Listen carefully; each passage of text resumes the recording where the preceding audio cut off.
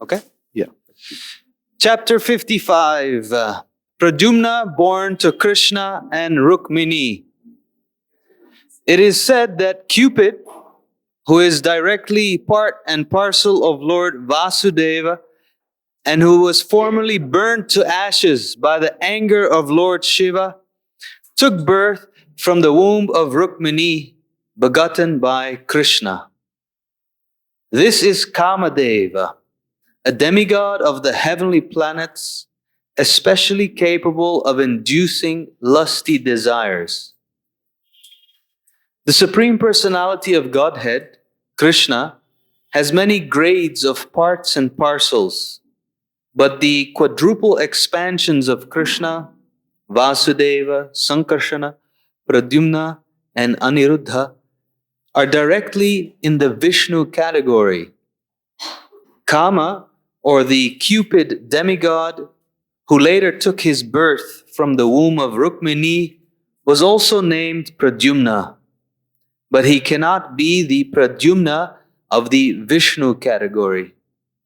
He belongs to the category of Jiva Tattva, but for exhibiting special power in the category of demigods, he was a part and parcel of the super prowess of Pradyumna. That is the verdict of the Goswamis. Therefore, when Cupid was burnt to ashes by the anger of Lord Shiva, he merged into the body of Vasudeva, and to get his body again, he was begotten in the womb of Rukmini by Lord Krishna himself. Thus he was born as the son of Krishna and celebrated by the name Pradyumna. Because he was begotten by Lord Krishna directly, his qualities were most similar to those of Krishna. There was a demon of the name Shambara who was destined to be killed by Pradyumna. The Shambara demon knew of his destiny, and as soon as he learned that Pradyumna had been born, he took the shape of a woman and kidnapped the baby from the maternity home less than 10 days after his birth. The demon took him and threw him directly into the sea. But as it is said, whoever is protected by Krishna, no one can kill. And whoever is destined to be killed by Krishna, no one can protect. When Pradyumna was thrown into the sea, a big fish immediately swallowed him. Later, this fish was caught in the net of a fisherman, and the fish was later sold to the Shambara demon. In the kitchen of the demon was a maidservant whose name was Mayavati. This woman had formerly been the wife of Cupid, called Rati. When the fish was presented to the demon Shambara, it was taken charge of by his cook, who was to make it into a palatable fish preparation. Demons and Rakshasas are accustomed to eating meat, fish, and similar non-vegetarian foods. Demons like Ravana, Kamsa, and Hiranyakashipu, although born of Brahmana and Kshatriya fathers, used to take meat and fish without discrimination. This practice is still prevalent in India, and those who eat meat and fish are generally called demons and Rakshasas. When the cook was cutting the fish, he found within its stomach a nice baby, which he immediately presented to the charge of Mayavati, who was an assistant in the kitchen affairs.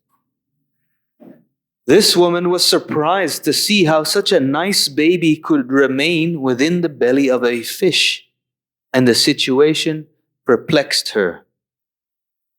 The great sage Narada then appeared and explained to her about the birth of Pradyumna and how the baby had been taken away by Shambara and later thrown into the sea.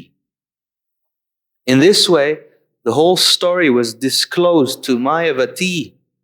Mayavati knew that she had previously been Rati, the wife of Cupid, after her husband was burnt to ashes by the wrath of Lord Shiva.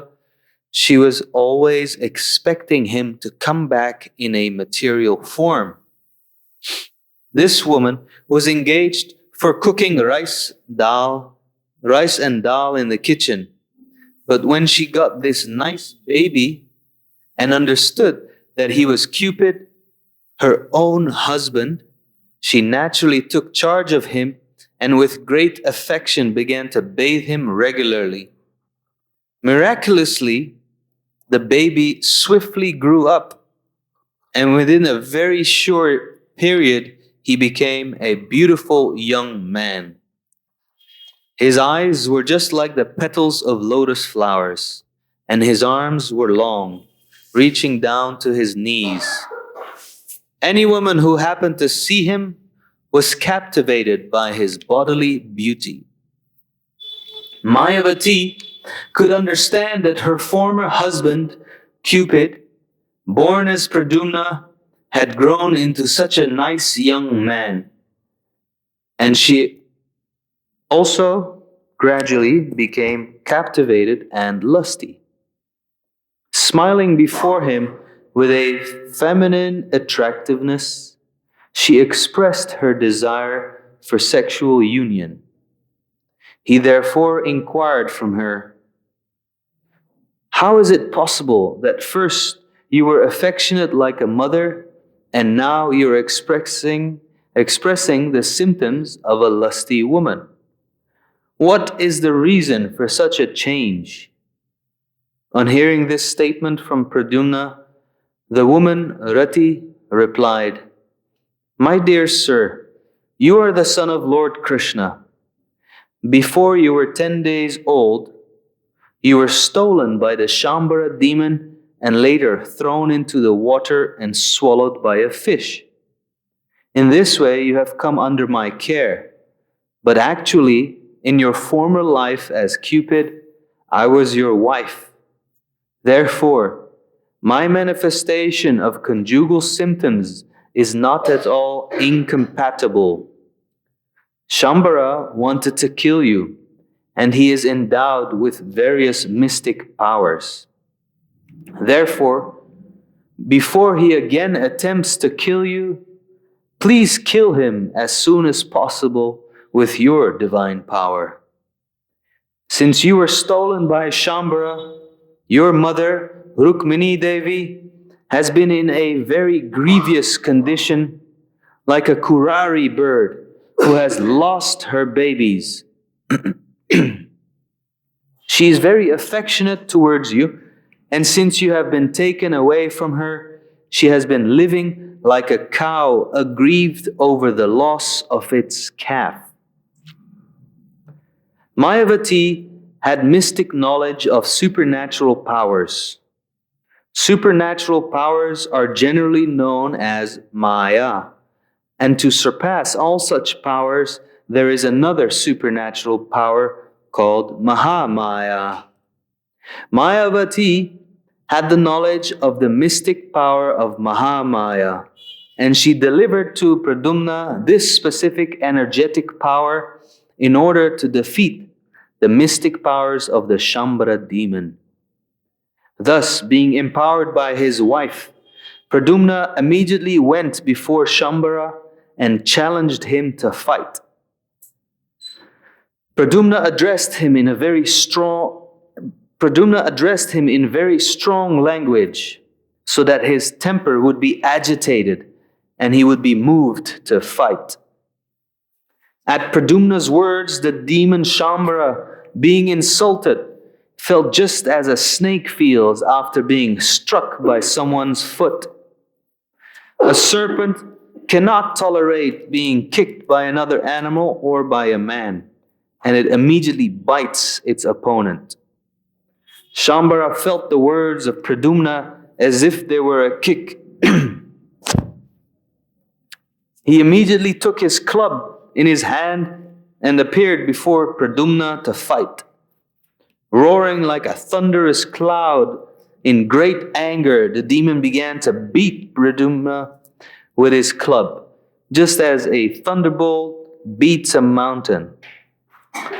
Pradyumna protected himself with his own club and eventually struck the demon very severely. In this way, the fighting between Shambharasura and Pradyumna began in earnest. But Shambharasura knew the art of mystic powers and could raise himself into the sky and fight from outer space. There is a demon of the name Maya, and Shambharasura had learned many mystic powers from him. He thus raised himself high into the sky and threw various types of nuclear weapons at the body of Pradyumna. To combat the mystic powers of Shambharasura, Pradyumna invoked another mystic power known as Mahavidya, which was different from the black mystic power. The Mahavidya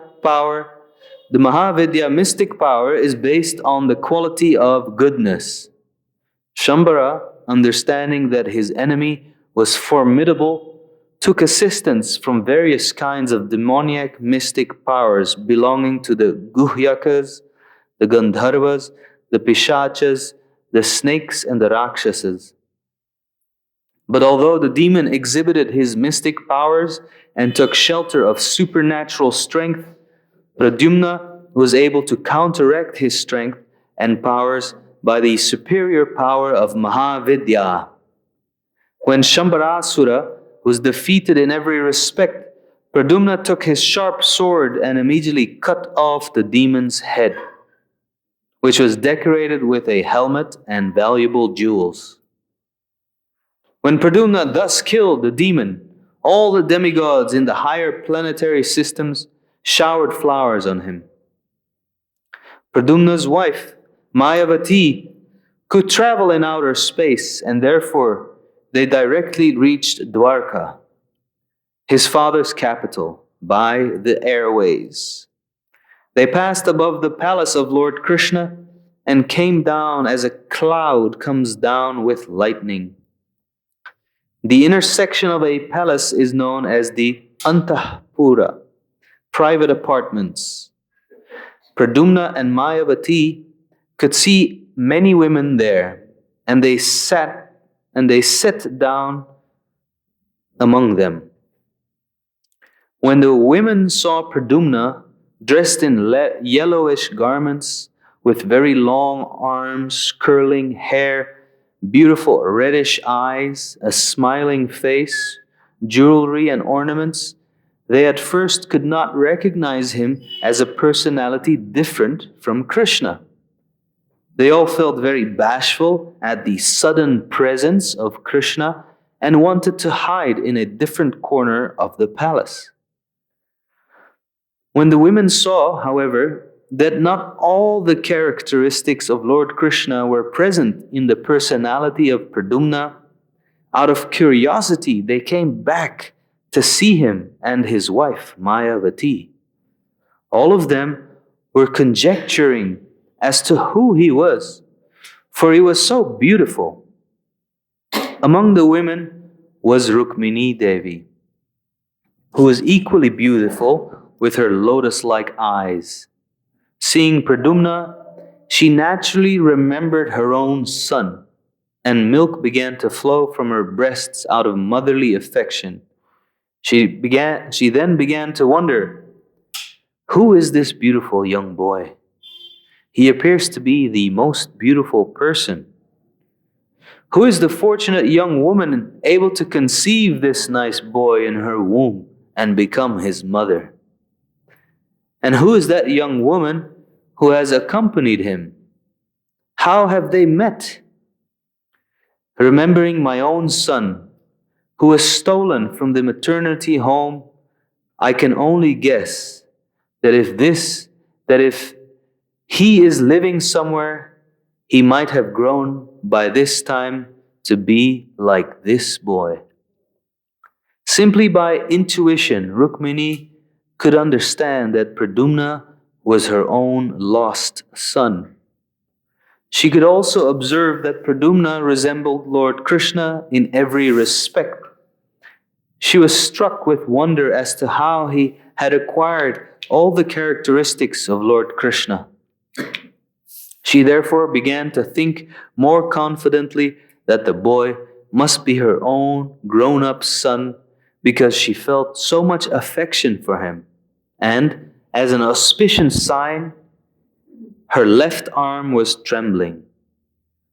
At that very moment, Lord Krishna, along with his father and mother, Devaki and Vasudeva, appeared on the scene. Krishna, the Supreme Personality of Godhead, could understand everything. Yet in that situation, he remained silent.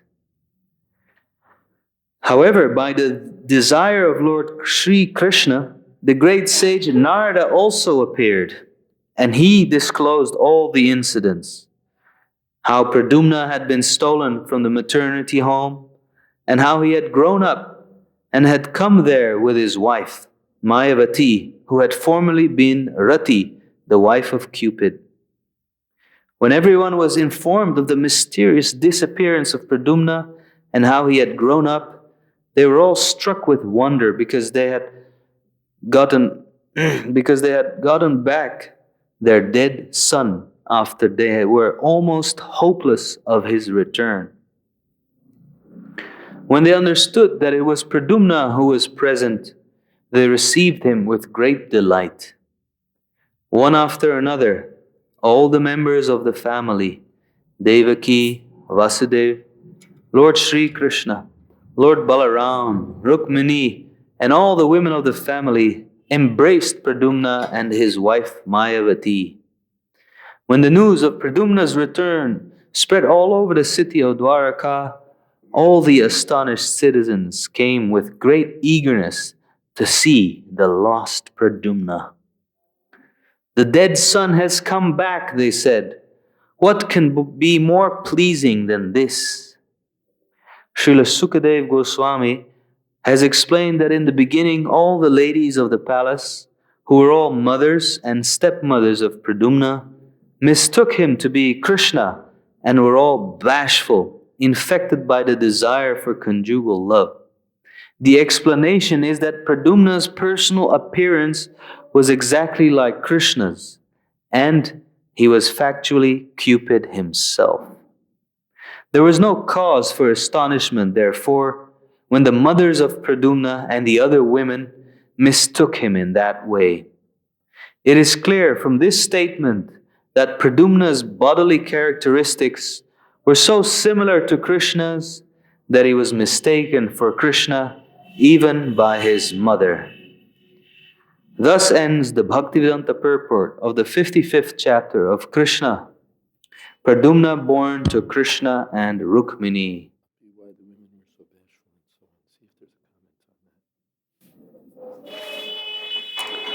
Thank you. How's our, amplification is good? Hare Krishna. Hare Krishna. Are we okay? Are we really okay? Can you hear well? Okay, but we need to get the fine-tuning. Hare Krishna. Okay.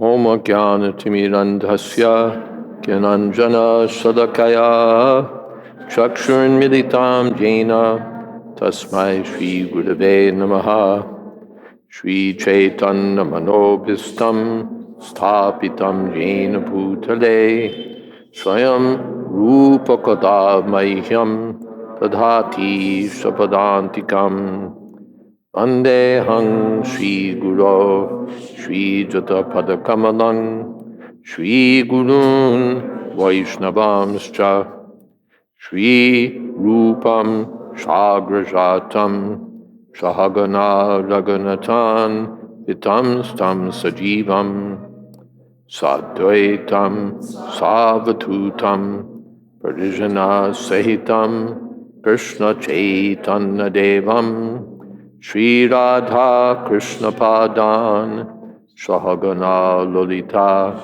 Sri Vishakhanvitamscha He Krishna Karuna Sindho Dinabandho Jagatpate Gopesha Gopika Kanta Radha Kanta Namostute Tapta Kamshana Gaurangi Radhe Vrindavaneshwari Vrishabhanu Sute Devi Pranamami Hori Priye Vanchakolpatarubhyascha Kripa Sindhobhyevacha Patitanam Pavanebhyo Vaishnavebhyo Namo Namaha Shri Krishna Chaitanya Prabhu Nityananda Shri Advaita Gadadhar Shivasari Gaur Bhaktavinda Hare Krishna Krishna Krishna Hare Hare Hare Rama Rama Rama Hare Hare.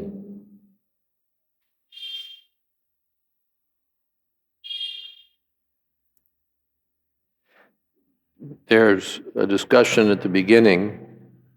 Can you hear well? Okay. Not quite so. The outside is loud. Can this microphone be closer, Pawan? Will that help? Or you tell me what you think. Seems we're a little soft, unless we turn it up and then we have other problems. Just adjusting to a new mic. So that's better, isn't it? Okay.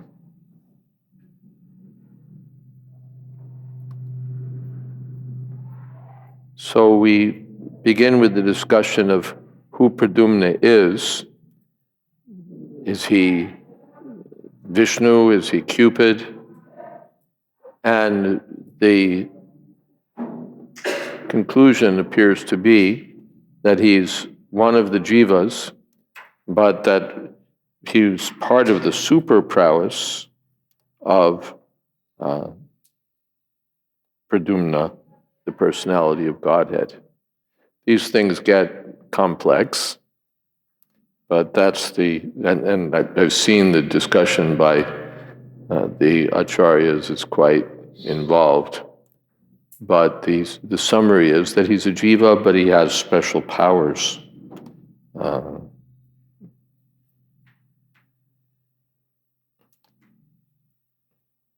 And so he's, yes, part of the super prowess of Pradyumna.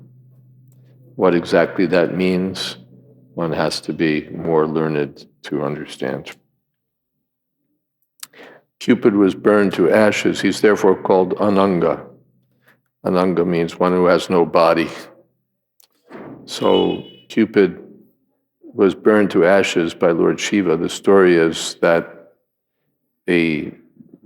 that's told in Kumar Sambhava, at least, Kalidas's drama, is that the demigods needed to get a commander who would be the son of Lord Shiva.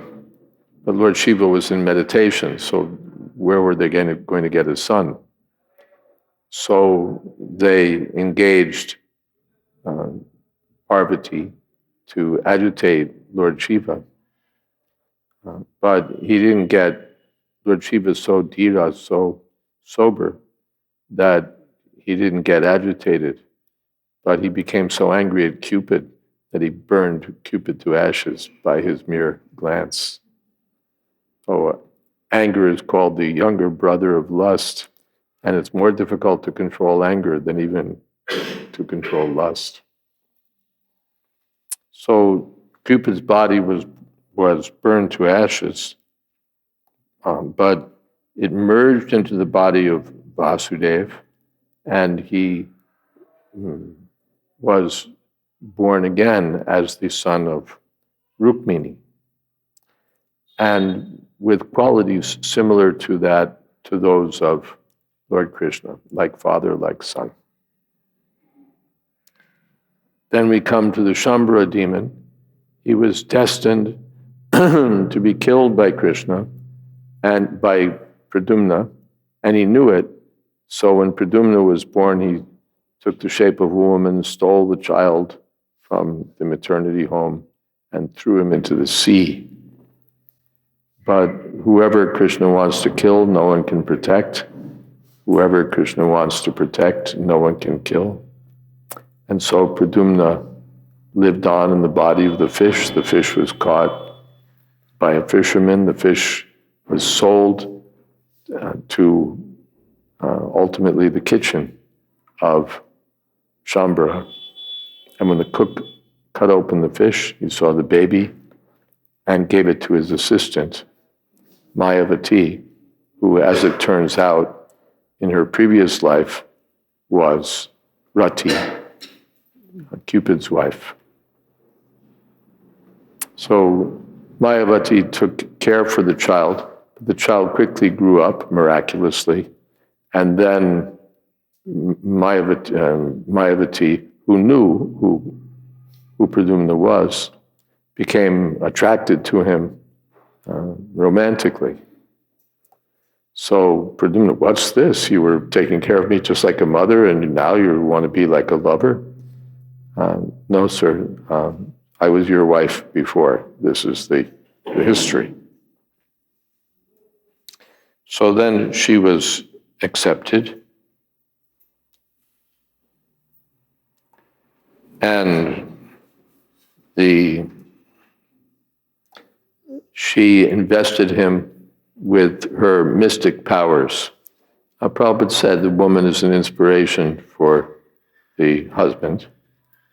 So Pradyumna was invested by Mayavati with mystic powers by which he was able to challenge and ultimately defeat the demon Shambhara.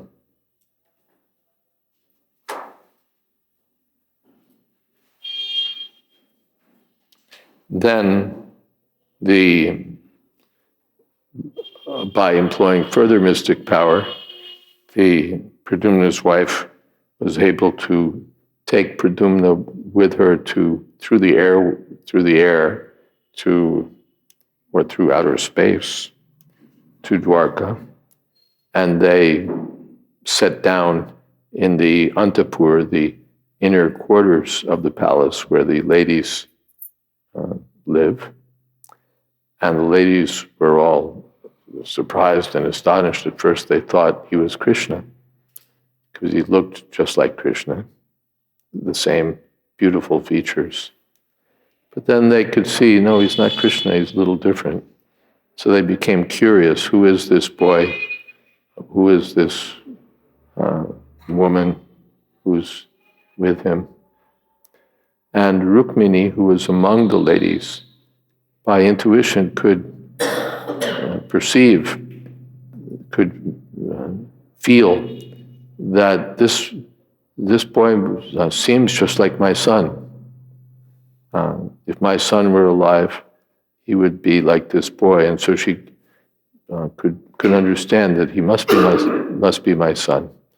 And she was feeling motherly affection for him. And again, auspicious trembling appeared in the left side of her body. And then Krishna appeared along with Vasudeva and Devaki, but didn't say anything. But Narada Muni appeared and told the whole story of what had happened. Everyone was joyful that the long-lost son had come back, and they all embraced him, one after another. The citizens were all delighted, and that's where our chapter ends. Are there any comments or questions?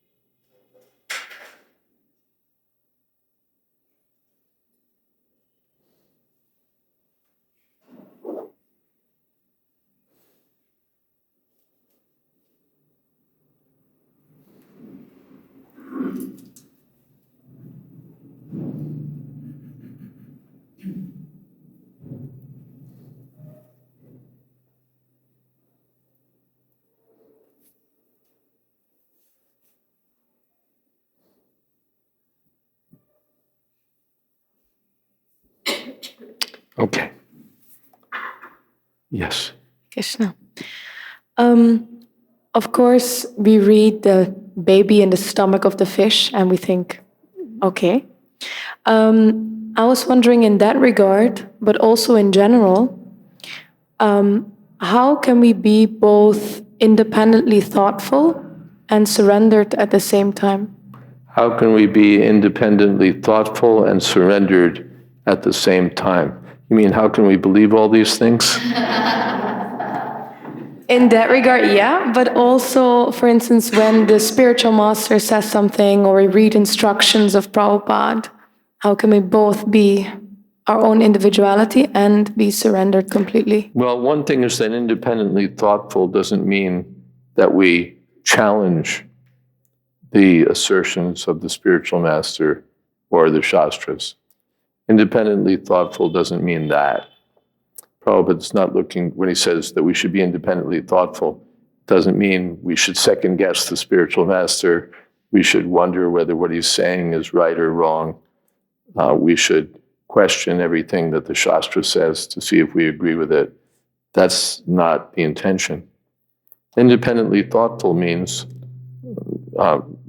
one thing when it comes to the spiritual master's orders: how do I do this? Not just that, that one should use one, as Prabhupada said, strain your brain.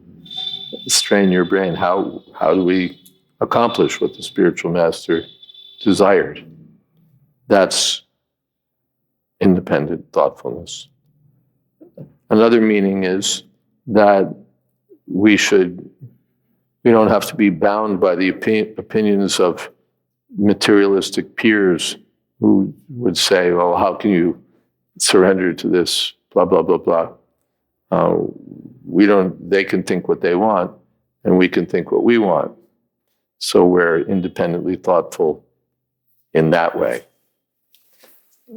Another meaning is that when we read the statements of Shastra, we should think about how is it true.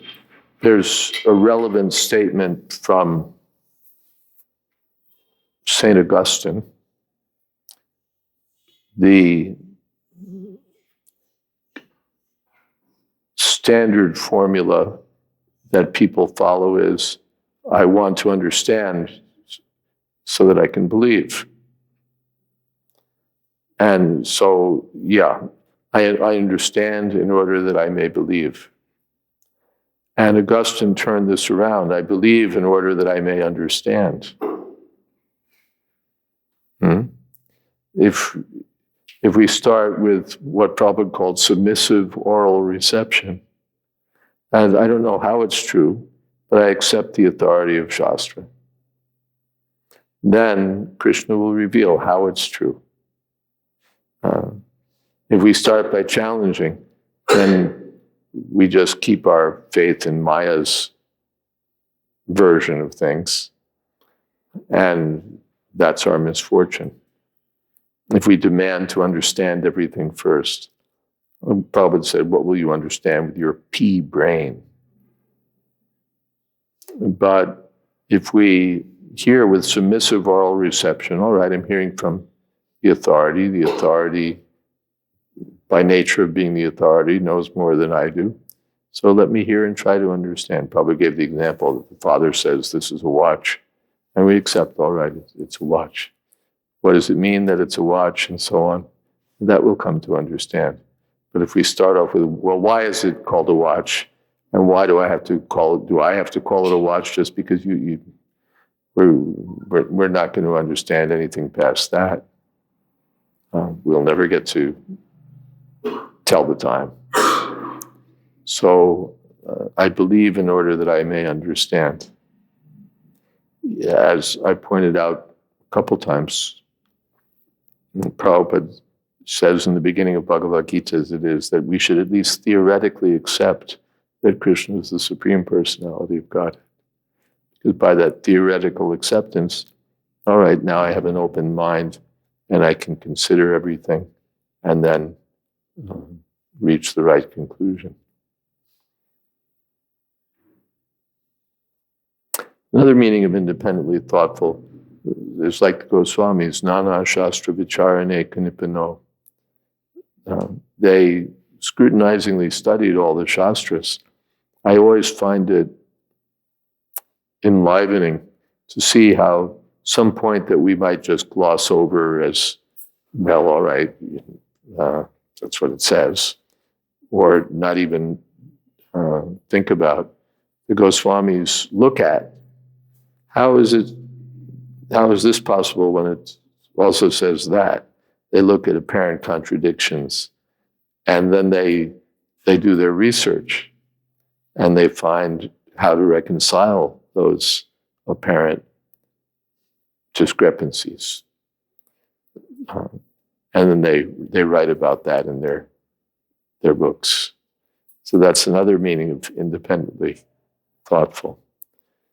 As a practical example, in my generation, I think of Sadaputta Prabhu, who accepted Prabhupada's view of cosmology as received from Srimad Bhagavatam, and then found novel correspondences with scientific knowledge or novel explanations from existing knowledge that in various ways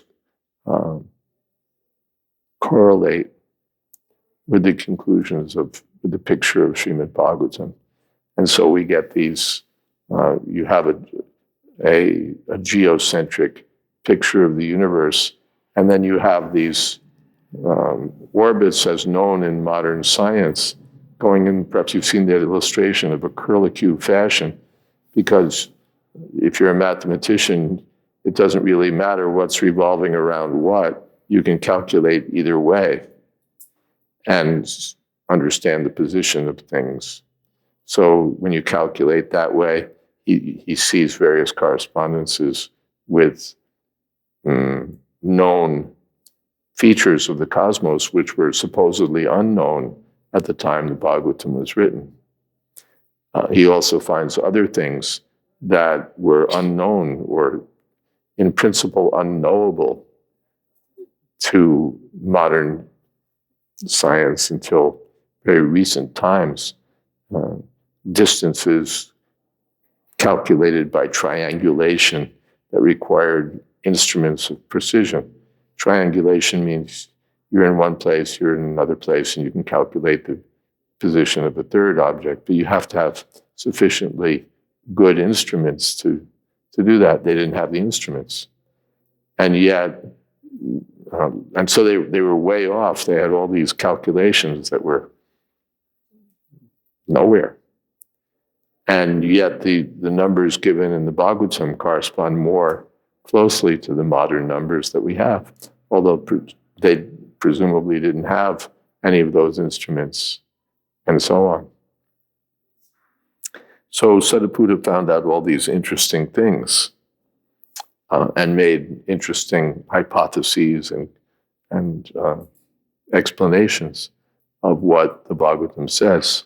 Again, based on this principle that I start with accepting it and then work on figuring it out, rather than starting by assuming that it's probably not true, and then, what is it, guilty until proven innocent, or something like that, untrue until proven. It starts with accepting that it's coming from Shastra, it's coming from authority, so it's true. Now, how do we explain that? So that's another example of independently thoughtful. So if we start with accepting scripture and then we figure out how it actually works, what if we first run into the Bible or the Quran and then we do the same, we apply that same strategy? You'll find, first of all, that there's a supreme Godhead, the supreme personality of Godhead, which puts you, light years ahead of the materialists. If you accept Bible, Quran, and any of them, you'll get some tangible knowledge. Then, of course, you'll have a lot of work to do to how do we explain their pictures of time, the picture of time that the Bible gives us. How do we explain various other things? Well, that they have to work on. I've seen some of the work. It's work. But even we accept that there's a certain way in which these things are true. There's so much truth to be found in the Bible or the Quran. But we take it that we have a larger picture. And Prabhupada gives the example of the pocket dictionary and the unabridged dictionary. It's not that we reject the pocket dictionary, but we get a more comprehensive picture from the unabridged dictionary. Is that okay? Yes. Hold on a second, we're giving you a microphone. Devotees accept the Shastras. But when you are reading to someone, like I used to read to my granddaughter. Devotees accept the Shastras, but when you're reading to others, when we're speaking to others, and you say that there was a baby in the stomach of a fish, and they will ultimately think, what is she talking about?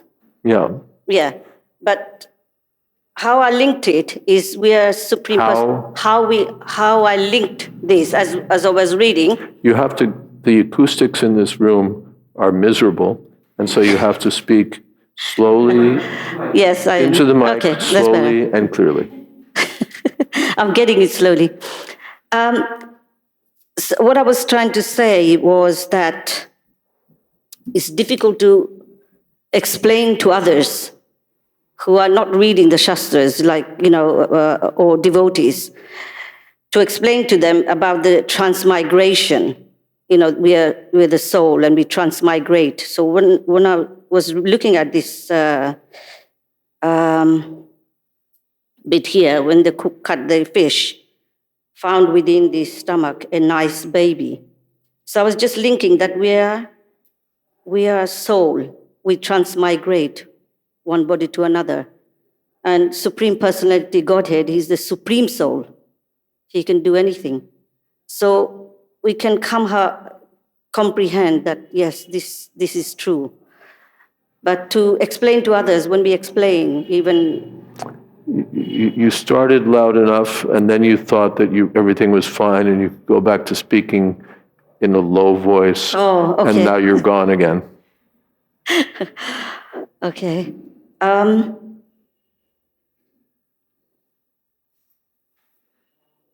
was trying to say that... I got you up to the point where you were starting to speak to others, and how do we explain something to them? Yes, I was trying to say that. I was trying to say we understand, devotees, we are reading the Shastras. I got all of that. So now your conclusion is, the question you want to ask is, at the end, because that's the part I didn't hear. I heard the rest. I heard that we accept the Shastras, we accept transmigration and so on, but sometimes it's difficult to explain to others about this. All right. It's not difficult to explain it. It's difficult for them to accept it. Accept. There's a difference. We can explain it, but they may or may not understand it. For those who are addicted to intoxication, gambling, meat eating, illicit sex, and mental speculation, these things may be difficult to understand. Or those who are just dull will have a hard time with it. But an intelligent person and person a little open-minded may be receptive to what's really a simple explanation. We change from a childhood body to a young person's body to an old person's body. We give up one set of clothes to accept another set of clothes. These explanations are given by Lord Krishna in Bhagavad-Gita. So we don't have to come up with a new explanation. These are the simple explanations given, and all we can say is, well, think about it. You know, you may not accept it right here on the spot, but take this book, read it, and go home and think about it. Yes, I think they're not ready to understand because, you know, they So sell them a book. yes. Paying for the book will automatically make them more qualified to understand. They gave something. And reading the book will give them further qualification. They may not understand it in 2 minutes or 5 minutes of our speaking with them, but if they take the book and read it, read even a portion of it, they may gradually understand. And if they don't understand, maybe someone else will pick up the book and read it and understand. We can't make everyone understand. It's not going to happen. No.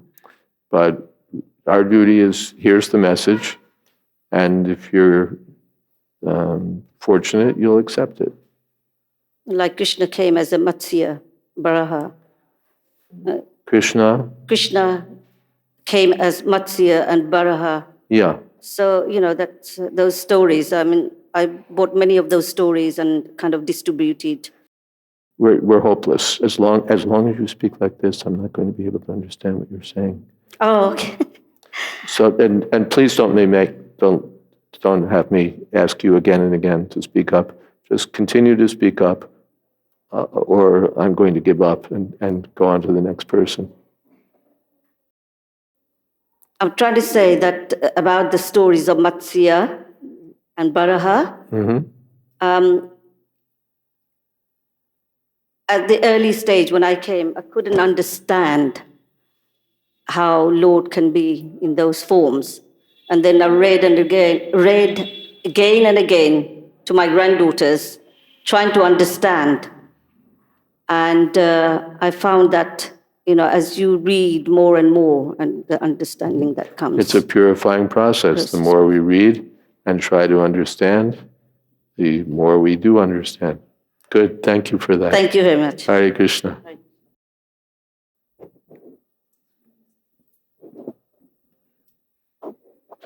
Hare Krishna. Sorry.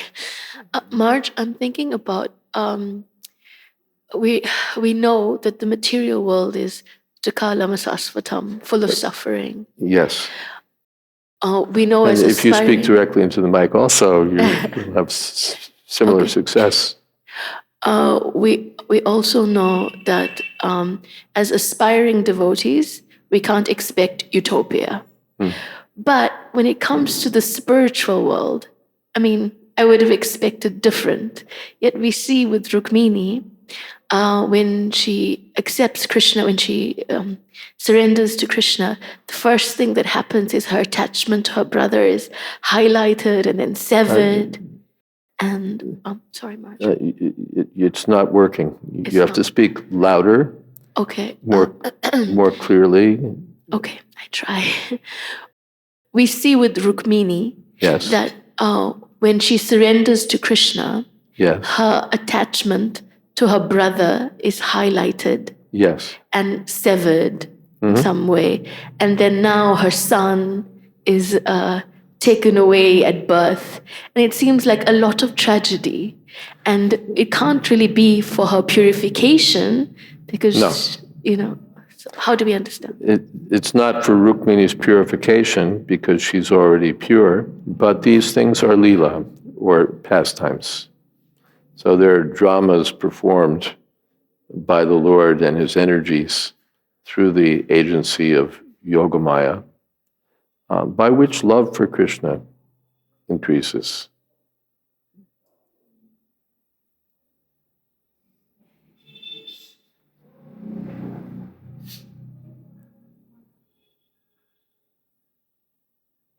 Yeah. Something else. How are we doing on time? Yeah, we're doing well on time. Yes. Switch. Yes. Regarding this, Regarding? regarding this topic, does that mean that the eternal associates they are experiencing the so-called suffering in this world differently? The associates of Krishna experience the so-called suffering of this world differently? Is that your question? Yes. The so-called suffering, just like the gopis, they suffered immensely from the absence of Krishna. But acharyas like Sanatana Goswami explain that their apparent suffering was the highest form of ecstasy. And he gives the example. He gives a couple of examples. Now, I'm trying to remember them.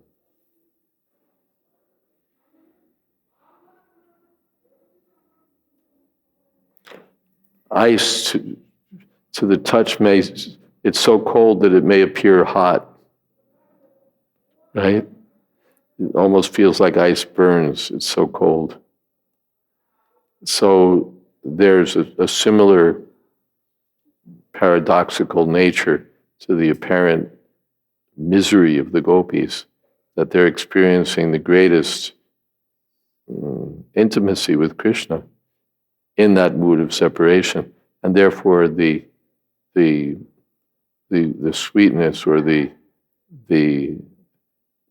ecstatic love is at a higher level than in any other mood. And therefore Chaitanya Mahaprabhu is aspiring to taste love in that mood, not in the mood of union with Krishna, but separation from Krishna. So that's different. In material life, separation is separation, that's all.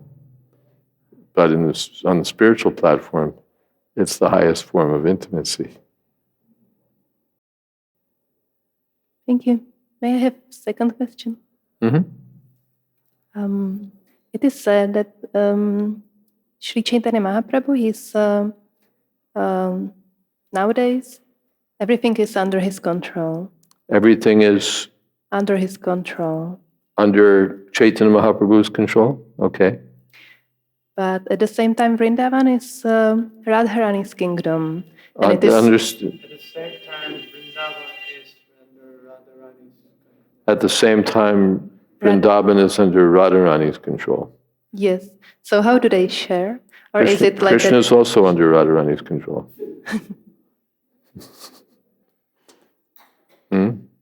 Everything is under Krishna's control, but Krishna is under Radharani's control.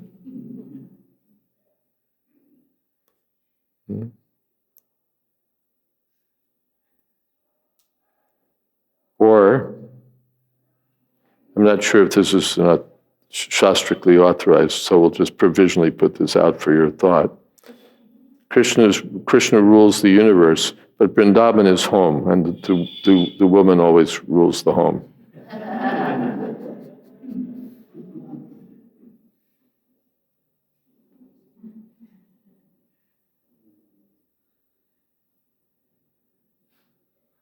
Something else? Yes, in the back.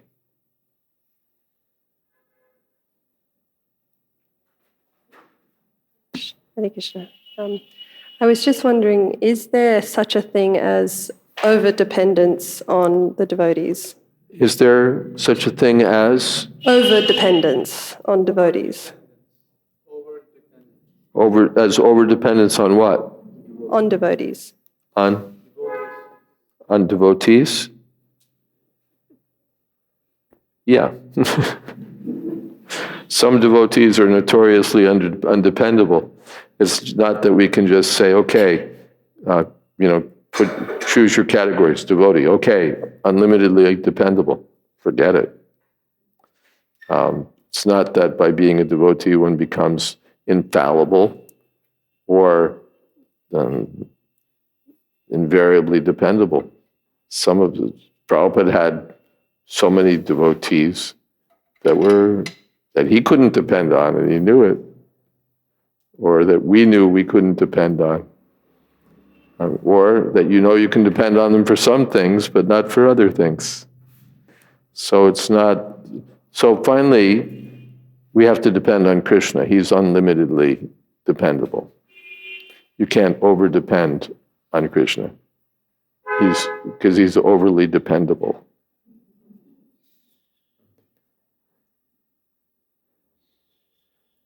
Sometimes I bring this up when devotees are, we can't depend on ISKCON. So we're not, and Shastra doesn't say, you can absolutely depend on ISKCON. We depend on Krishna. And to the extent that ISKCON is, serving Krishna and serving the purpose of mission of Krishna, ISKCON will also help us. But it's not that ISKCON is somehow equivalent to the Supreme Personality of Godhead in all respects, and therefore unlimitedly reliable and dependable. If we think like that, we're someplace down the line going to be disillusioned. So Krishna is unlimitedly dependable, even if he sometimes seems undependable. The Bhishma Dev expressed that in the first canto. The Pandavas have undergone so much trouble. Their wife, Draupadi, is like the goddess of fortune, and all of these things happened. And he concludes, no one can understand the plan of the Supreme Personality of Godhead. Yes?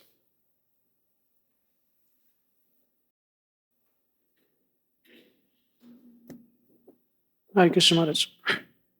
Maharaj, I was listening a class by Srila Prabhupada from New York, 1966. A class by Srila Prabhupada from 1966? From New York. And he mentioned the word apichet durachara, that one should take a person saintly, even if a person is not of a good character, but he's engaged in Krishna's service constantly. So, and we also hear that if you take a normal metal object, closer to the fire, it takes the quality of the fire.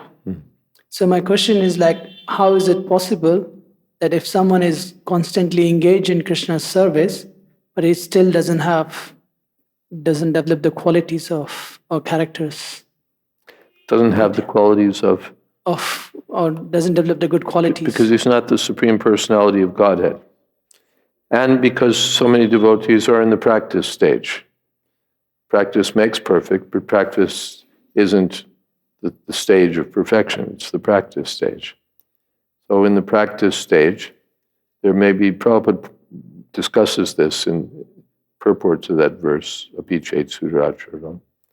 The Srila Bhaktivinoda Thakur says that generally the path of prescribed duties goes side by side with our life.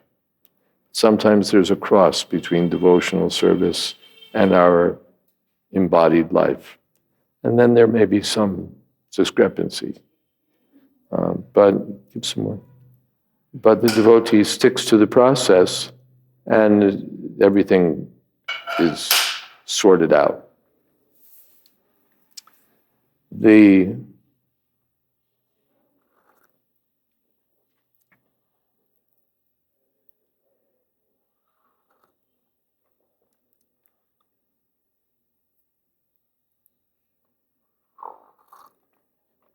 Samyak vyavasito hisa. He's properly situated as to his determination that Krishna is the Supreme Personality of Godhead, I have to serve him. That's the overriding consideration. And the secondary consideration is that sometimes he makes mistakes, sometimes he stumbles, sometimes he does something even abominable. But that's secondary. Primary thing is he's fully dedicated to serving Krishna. But that will gradually see to everything. And I believe it's the Narasingha Purana Prabhupada cites as saying that the discrepancies in the life of the devotee have to be considered like spots on the moon. We don't deny that they're spots, but we don't reject the moon. Oh, it's got spots on it.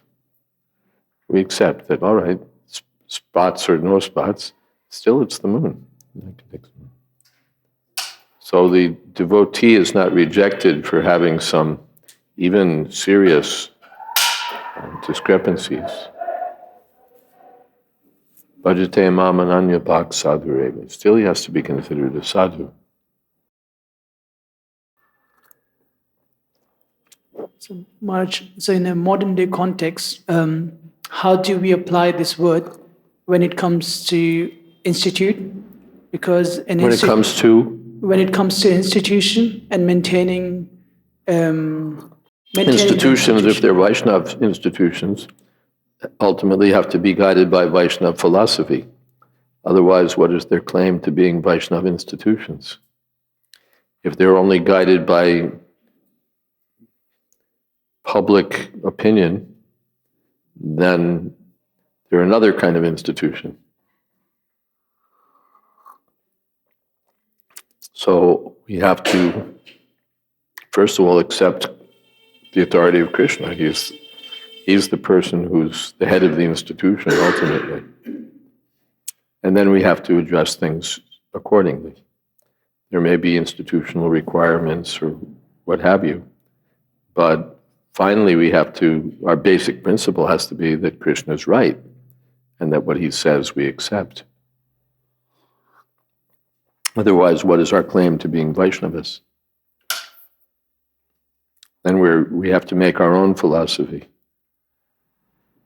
based on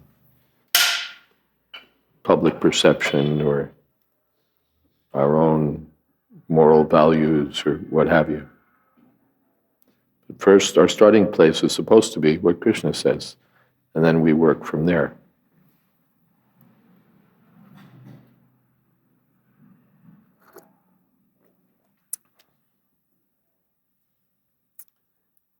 Yes, in the back, there's a question. Maharaji, can I ask question from yesterday? Yes. Yeah. You said something about guilt. You Guilt. feel guilty because you are aware of your guilt. Mm-hmm. But can it be like false guilty based on ignorance? For example, false guilt. Can we feel false guilt because of ignorance? Yeah, for example, a mom who's constantly feeling guilty. Constantly feeling guilty. Guilty for not being able to do everything for her child, but which is unnecessary. For not being able to do everything. Yeah, which can be sometimes unnecessary, or... Well, okay. Generally, what's the word? Sinful activity is often ascribed to ignorance. Sorry? Sinful activity often is due to ignorance, and Prabhupada cites ignorance is no excuse for breaking the law. So there's I wonder where that went. Yeah. Thank you.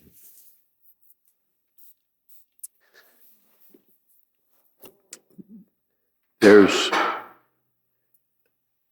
the general idea of, as far as guilty, we're all guilty.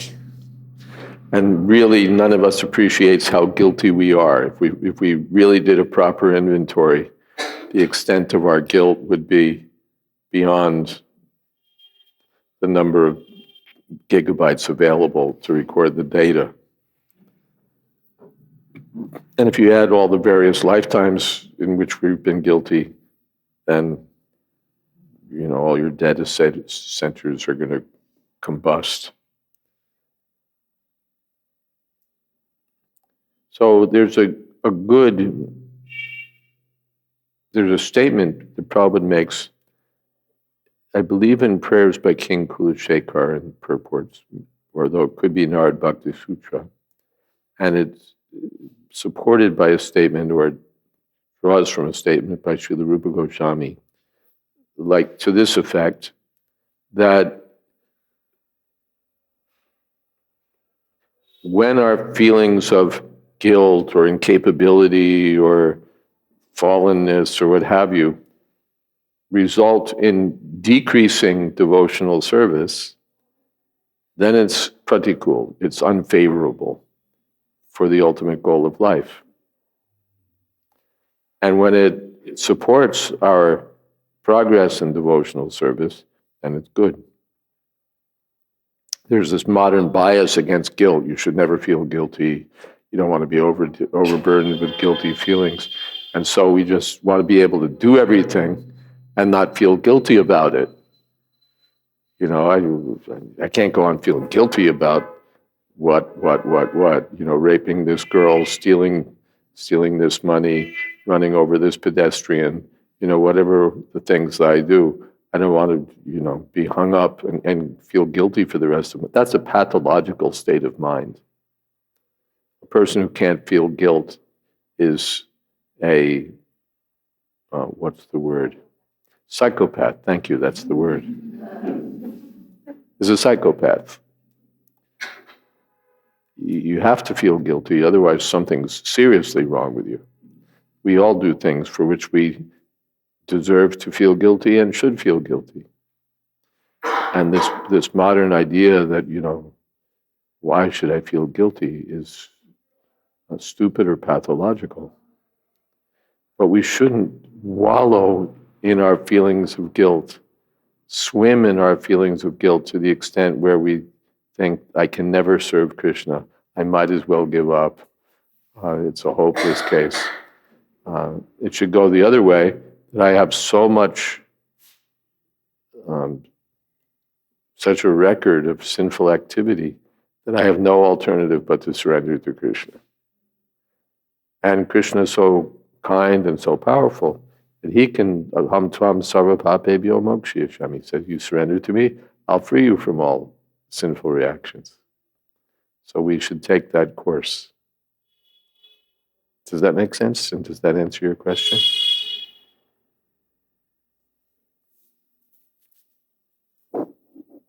Yes, thank you. Okay. We've just about come to the end of our time. And so we want to have kirtan, yes? And I'll say something at the end, again, for those who are inquisitive about Kanamakan Maharaj. I'll speak something about that. And who's leading kirtan?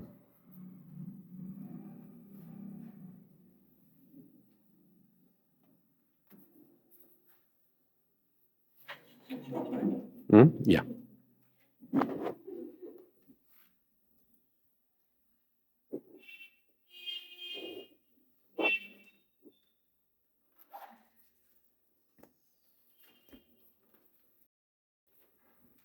Hare Krishna, Krishna Krishna, Hare Hare, Hare Rama, Rama Rama, Hare Hare.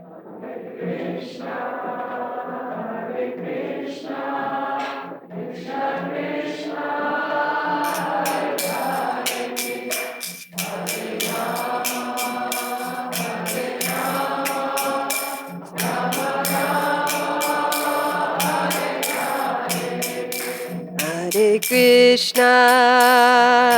Krishna, Krishna Krishna, Hare Hare, Hare Rama, Rama Rama, Hare Hare.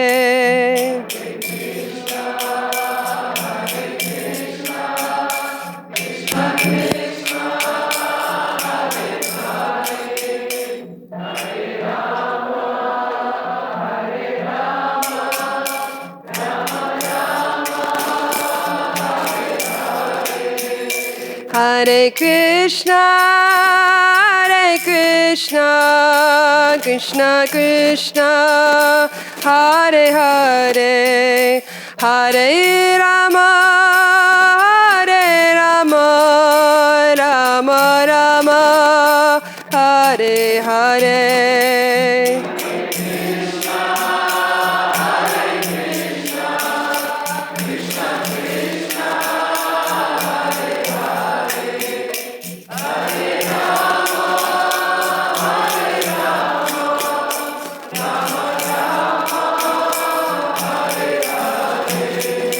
Hare Krishna, Krishna Krishna, Hare Hare, Hare Rama, Rama Rama, Hare Hare.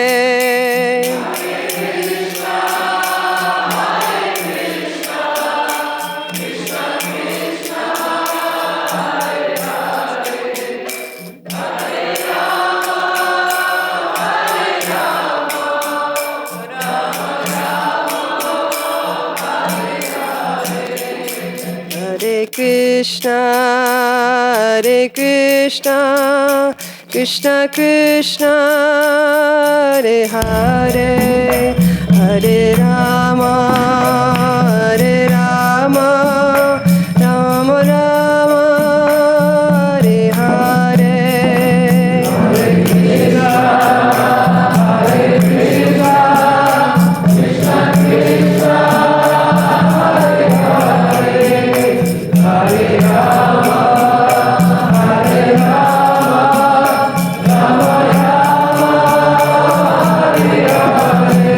Hare Krishna, Krishna Krishna, Hare Hare, Hare Rama, Rama Rama, Hare Hare. Hare Krishna, Krishna Krishna, Hare Hare, Hare Rama, Rama Rama, Hare Hare.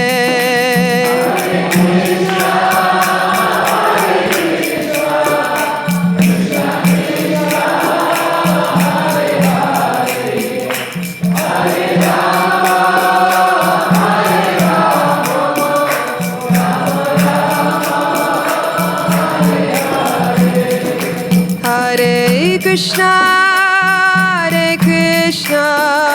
Krishna Krishna, Hare Hare, Hare Rama, Rama Rama, Hare Hare.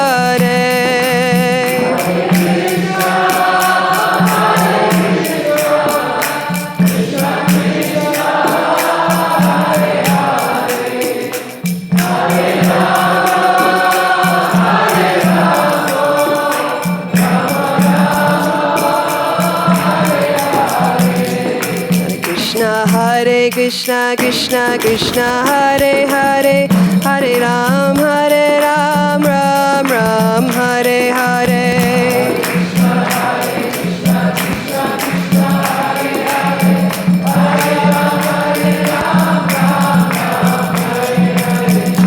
Hare Krishna, Krishna Krishna, Hare Hare, Hare Ram, Ram Ram, Hare Hare.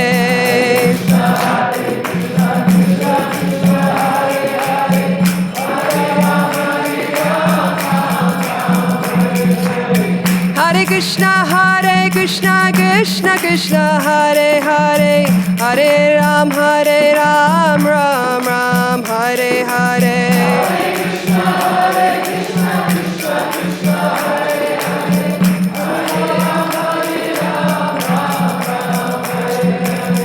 Hare Krishna, Krishna Krishna, Hare Hare, Hare Ram, Ram Ram, Hare Hare.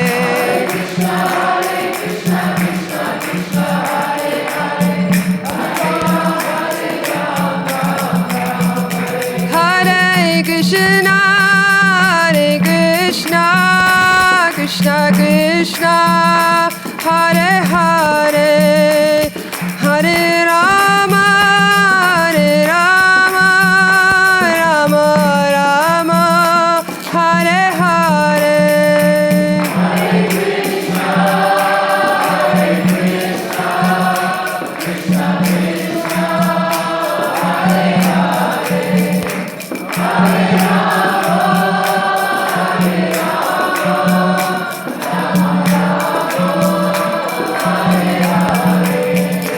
Hare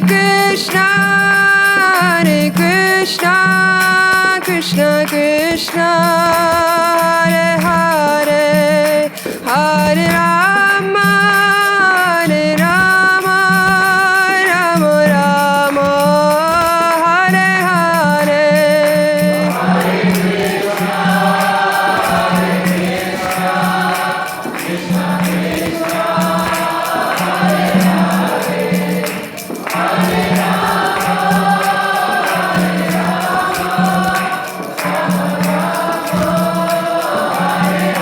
Jaya Jaya Prabhupada, Prabhupada, Prabhupada, Prabhupada.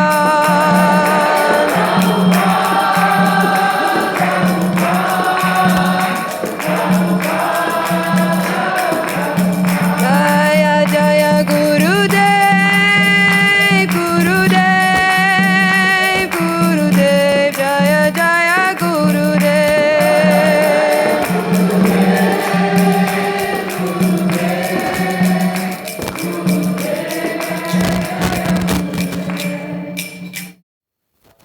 God Hanuman Supariprajacharya Ashtottara Satshri Srimad A.C. Bhakti Vedanta Swami Maharaj Prabhupada Ki Jai Ananta Koti Vaishnavrinda Ki Jai Namacharya Sridhari Das Thakur Ki Jai Prem Sakaho Shri Krishna Chaitanya Prabhu Nityananda Shri Advaita Gadadhar Shri Vasadi Gaur Bhakta Ki Jai Sri Sri Radha Krishna Gop Gopinath Sham Kun Radha Kunigiri Govardhan Ki Jai Vrindavan Dham Ki Jai Navadip Dham Ki Jai Jagannath Puri Ki Jai Gangamai Ki Jai Shamanamai Ki Jai Tulsi Devi Ki Jai Bhakti Devi Ki Jai Samaveta Bhakta Vrinda Ki Jai.